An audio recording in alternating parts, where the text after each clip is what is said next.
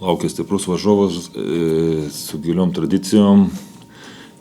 Jau eilę metų žaidžia finaliniuose ketvirtuose, taip kad prie jų žiūrovų nebus lengva, bus geras pasitikrinimas mūsų jėgų. Svarbiausia bus stabdyti jų kamuolio judėjimą, greitas atakas ir aišku atlaikyti fiziškumą, nes tikrai išsiskiria iš visų komandų, ypač gynyboje savo fizinę jėgą.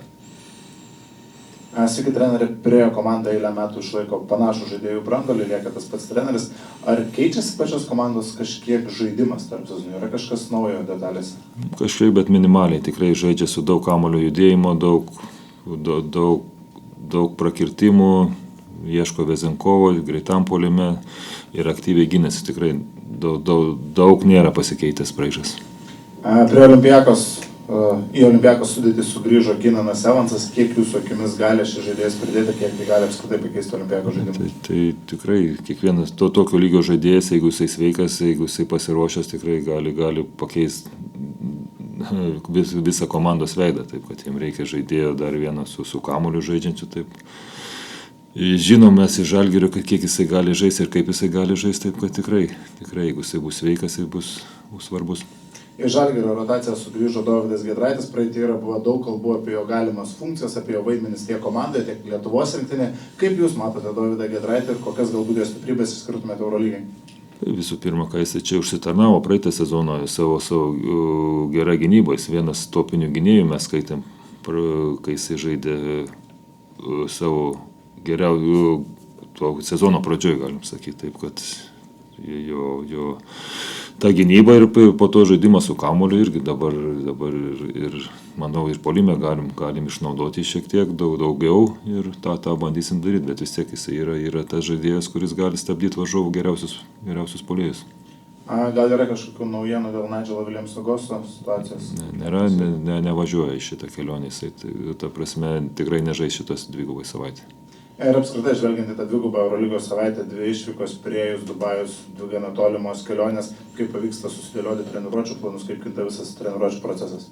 Taip, bandom, šiandien turėsim treniruotę, po treniruotės keliaujam, skrendam, rytoj rytinę treniruotę ir žaidžiam rungtynės, po rungtynių vėl kitą dieną keliaujam ir turbūt net nebus kada ketvirtadienį sportuoti, nes visą dieną kelionė, taip kad kažkiek gal fizinio parengimo treneriai viešbutį padarys, nuskridus tenais kažkokią atstatomą treniruotę ir po to kitą dieną žaidžiam. Tikrai yra sunku jau net treneriam iš kelionių pusės, įsivaizduokit kaip žaidėjim yra, kai turi keliauti, atlaikyti tokius krūvius ir būti pasiruošęs maksimaliai, bet visiems sąlygos vienodos ir viskas.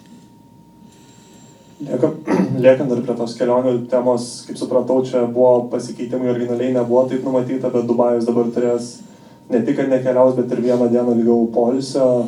Suprantu, kad nieko negalit pakeisti, bet labai didelis čia yra jau pranašumas šio klausimu. Aš manau, kad yra nemažas pranašumas, kai tu 2 dienas būni namuose, o kita komanda žaidžia ir dar turi 6-7 valandas skrydį kelionę, taip kad tikrai yra pranašumas, ypač atsistatymo.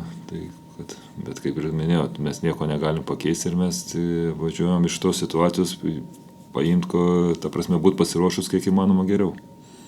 Šiaip pirmą kartą ta kelionė į Dubajų Eurolygoje yra kažkuo išskirtinė kitokia, būtent po tą logistiką ir keliavimo visų klausimų?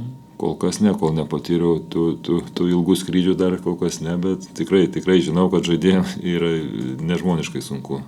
Bet kaip ir minėjau, visos komandos keliauja, visos daro ir čia prisitaikysim.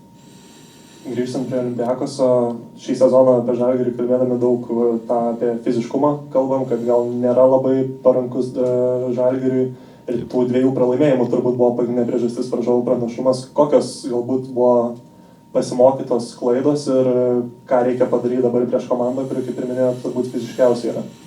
Tai visų pirma, kaip aš žaidėjom, bandom pasakyti, kad jeigu ant tavęs lipa, tu turi pirmas lip, ne žingsnį atgal, o žingsnį į priekį dėti. Tai irgi mes turim tuo pačiu atsakyti, taip kad, aišku, visai tie ir derinių pasiruošimas, jeigu tu norėsi priimti kamuolį, tiesiai bėgsi, ten nieks tau neleis priimti kamuolį, tai tu turi kažką tai daryti prieš tai.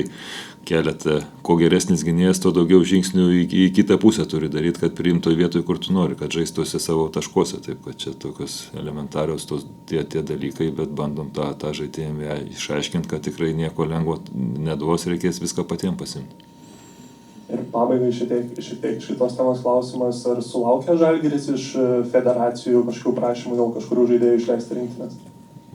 Aš kol kas nežinau, tai čia klubo klauskit, man nieks nieko nesakė.